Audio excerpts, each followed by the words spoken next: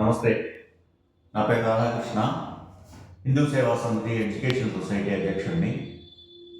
మనం ఇంట్లో ఒక పూజ చేసుకుంటున్నాం, బహిరంగంగా శ్రీరామనవమి జరుపుకుంటున్నాం, లేదా దుర్గా నవరాత్రులు జరుపుకుంటున్నాం అనుకుందాం.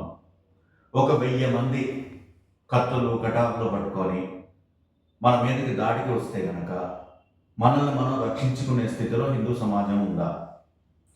మనం ఇంట్లో కూర్చొని ఐపీఎల్ మ్యాచ్లు చూస్తున్నాం.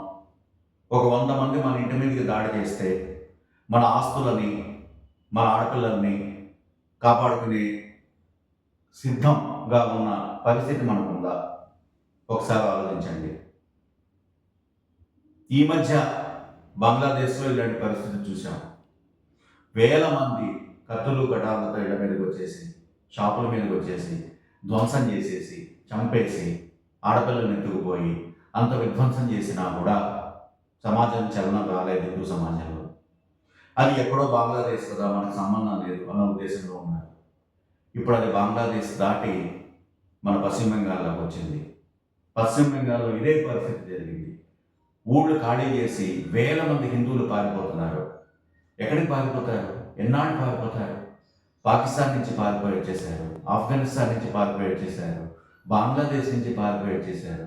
ఈరోజు మన దేశంలోనే ఒక రాష్ట్రం నుంచి ఇంకో రాష్ట్రానికి పారిపోయి వెళ్ళిపోతున్నారు. అంటే ఎక్కడికి వెళ్ళినా కూడా మనలో ఐక్యత లేకపోతే, మనం సిద్ధంగా లేకపోతే మనం ఎప్పుడైనా కూడా చాలా దుర్భరమైన స్థితిలోకి వెళ్ళిపోతాము.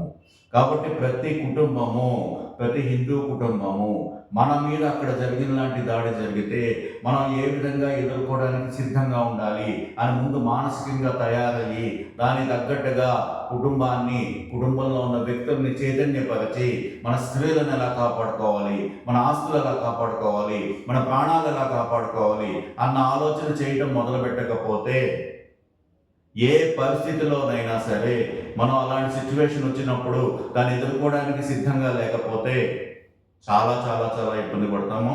కాబట్టి అందరూ కూడా ఈ దృక్పథంతో ఆలోచించండి. మన దాకా రాలేదు కదా, మన పక్కన బాగానే ఉంది కదా అనుకోవద్దు.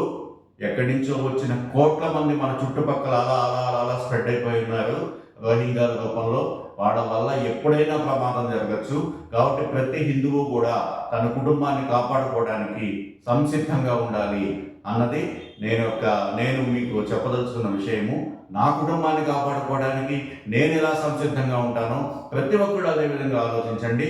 అప్పుడు మన సమాజాన్ని కొంతైనా కాపాడుకోగలుగుతాము. రాబోయే ప్రమాదాన్ని కొంత ఊహించి జాగ్రత్త పడటం అన్నది చాలా చాలా చాలా అవసరం. నమస్తే.